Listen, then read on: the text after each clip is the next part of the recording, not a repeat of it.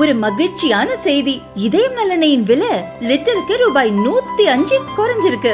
September 2023ல 1 litre இதயம் நல்லெண்ணெயின் அதிகபட்ச விலை ரூபாய் 503. ஆனா இப்ப 1 லிட்டர் இதயம் நல்லெண்ணெயின் விலை ரூபாய் 398 மட்டும்தான் தமிழ்நாட்டுல. அப்ப இனிமே எல்லாரும் இதயம் நல்லெண்ணெய் வாங்கலாம் இல்ல? டெல்லி கோட்லா சாலையில் காங்கிரஸ் கட்சியின் புதிய தலைமை அலுவலகம் திறப்பு விழா நடந்தது. இந்திரா பவன் என பெயரிடப்பட்டுள்ள கட்டடத்தை பார்லிமெண்ட் காங்கிரஸ் கட்சி தலைவர் சோனியா திறந்து வைத்தார். காங்கிரஸ் நிர்வாகிகள் மத்தியில் உரையாற்றிய ராகுல் RSS தலைவர் மோகன் பகவத்தை கண்டித்தார்.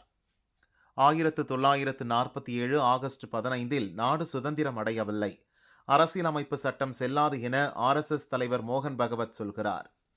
அவர் பேசியது தேச துரோகம். வேறு நாட்டில் இப்படி பேசியிருந்தால் அவர் கைது செய்யப்பட்டு விசாரிக்கப்பட்டிருப்பார். 1947 சுதந்திரம் பெறவில்லை என அவர் பேசியது ஒவ்வொரு இந்தியனையும் அவமதிக்கும் செயல். இதை நாம் சாதாரணமாக எடுத்துக்கொள்ள முடியாது என்று ராகுல் தெரிவித்தார். Mohan Bhagwat has the audacity to inform the nation every 2 or 3 days what he thinks about the independence movement, what he thinks about the constitution. In fact, what he has said yesterday is treason, because it is stating that the constitution is invalid. It is stating that everything, the fight against the British was invalid, and he has the audacity to say this publicly. In any other country, he would be arrested and tried. That is the fact, right? To say that India did not get independence in 1947 is an insult to every single Indian person.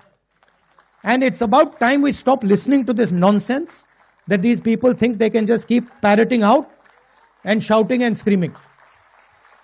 Right? That is the crux of it.